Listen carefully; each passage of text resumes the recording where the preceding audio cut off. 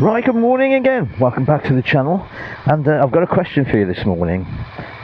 Is this really a Honda? Yeah. Let's get down the road.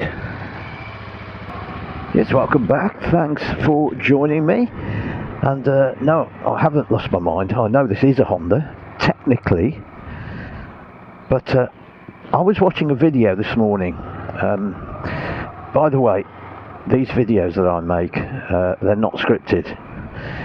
This is just me chatting about something I thought of around about, what time is it now? Around about 20 minutes ago. So I've not even had time to think about it, but just a stream of consciousness, if you like. I was watching a video on a Triumph Speed Twin that this chap was having some problems with. And it was down to the fact that his clocks, there's a fault in the clocks and it's making the indicators inoperative, of all things. So he ended up having to have some new clocks on his bike. Now, as you can imagine, that was somewhat expensive. It was Triumph helped him out with it, actually, despite the fact that it was way out of warranty. It was an early 2019 bike, but they got him the clocks for half the retail price, which I thought was quite good of them. But it got me thinking about how vulnerable the manufacturers are to components that they don't actually make. And obviously, as we all know, ever since the dawn of the motor industry, really, and back in the day, cars have always had components from other manufacturers. That's the way vehicles are built. I mean, I remember in the 60s we used to have Girling brakes and Lucas electrics that were quite a reputation. So it's always been the case, obviously, that manufacturers use components from elsewhere. And of course, in the motorcycle, there's a dead paper bag there. In the motorcycle world, we're used to having Brembo brakes and Olin suspension at the top end of the market. Normal thing. Parts of our bikes are made by other manufacturers. But it got me thinking, how much of a modern bike in this new globalized world that we live in is actually made by the name on the tank? In this case, of course, I'm talking about Honda, but it could be any manufacturer. And it got me thinking about, what about that bolt, for instance, there? Is even things like that, are they actually made by Honda? Are they just bought in from suppliers, component manufacturers? I think we all know that more and more that these bikes are simply an amalgamation of parts from all over the world, and increasingly, of course, from China. But I'm not going to go down that route. That's a whole different story.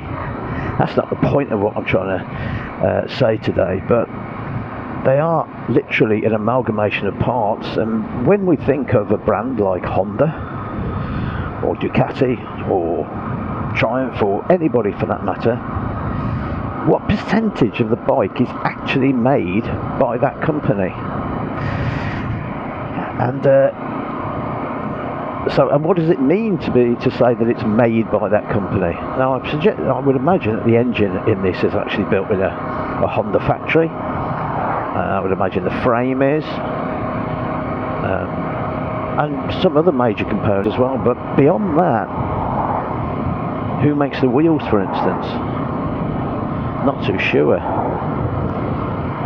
The wiring loom, is that made by Honda themselves, or do they sub that out to a different company?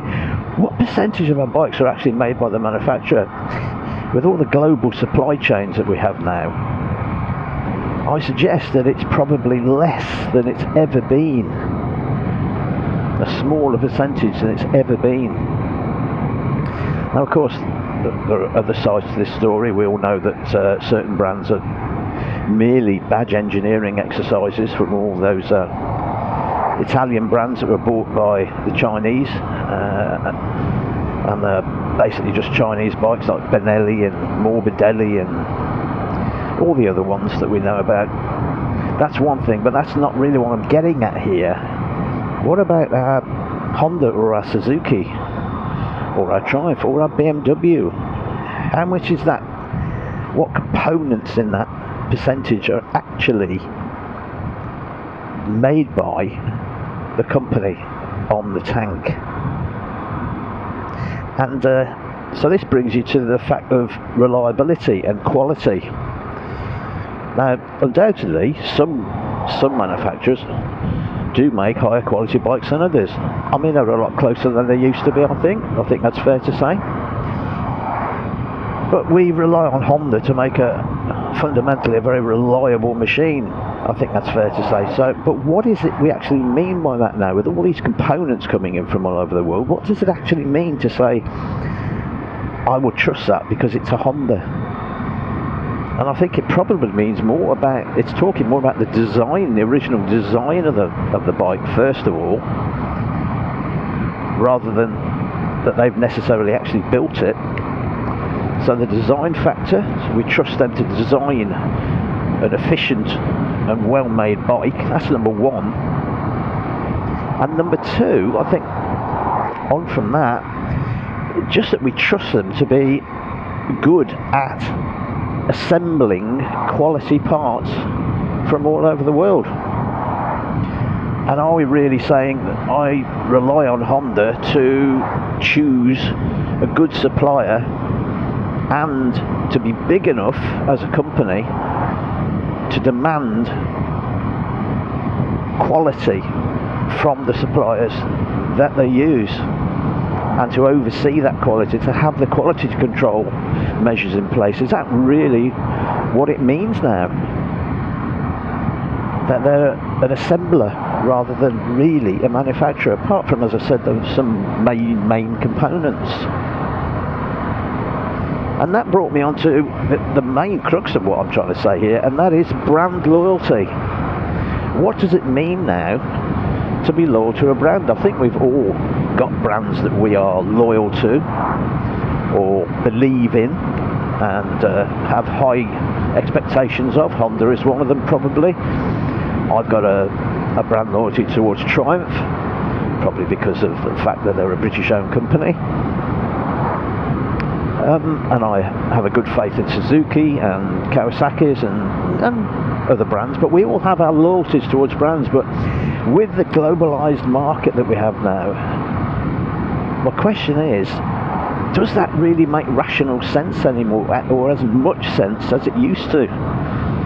Because surely the reality is that these bikes are no more than an assemblage of parts from spurious manufacturers all over the world, and all we're really buying is a design, and we're relying on the company on the tank to put those parts together in a good way. Is that what we really believe in now? Is that what we really mean when we say I'm loyal to that particular brand?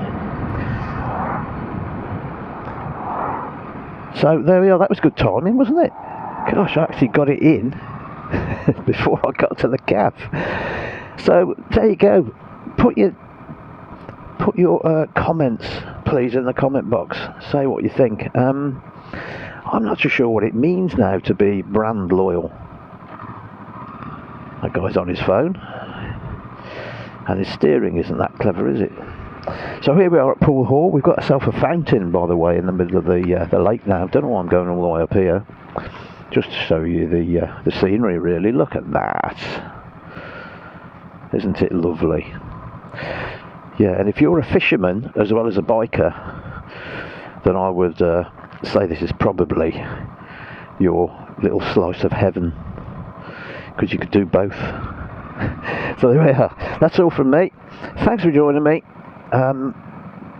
Put in the comments what you think about that, about brand loyalty now, and what it really means to be loyal to a brand. What are you being loyal to in this mass globalized world that we now live in?